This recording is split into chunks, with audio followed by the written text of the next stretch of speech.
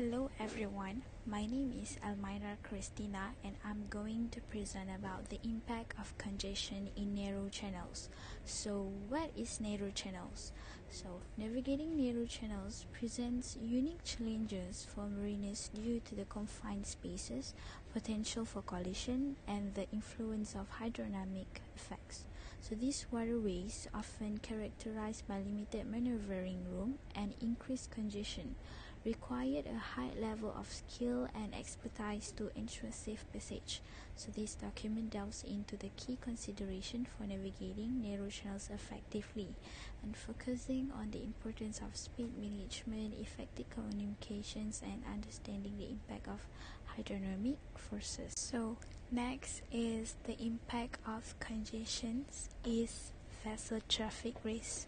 So high traffic density creates congestion, reducing the margin for error and increasing the likelihood of vessels encountering each other at close quarters.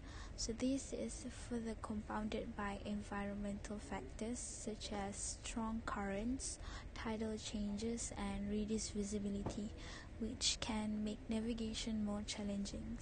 So additionally, the presence of larger vessels with limited stopping distances and restricted maneuverability exacerbates the risk of accidents. So how they overcome it? So they have a vessel's traffic service role in navigations by monitoring and managing maritime traffic centers. We call it as a VTS centers that provide real-time information, navigational assistance, and traffic organizations to vessels. So what they use radar and automatic identification system, we call it AIS, and communication systems to track the ship movements and assess potential risk and relay critical updates to mariners.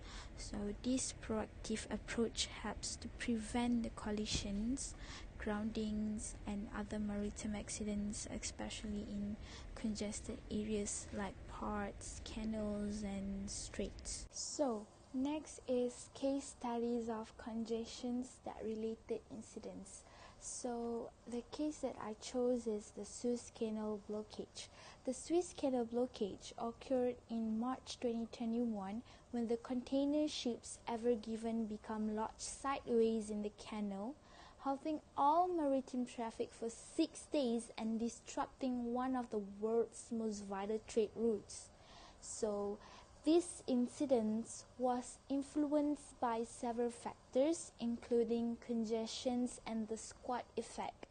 The canal, being a narrow and heavily trafficked waterways, handles over 10% of global trade, leaving little room for maneuvering large vessels. So moving next to Suez Canal grounding lessons.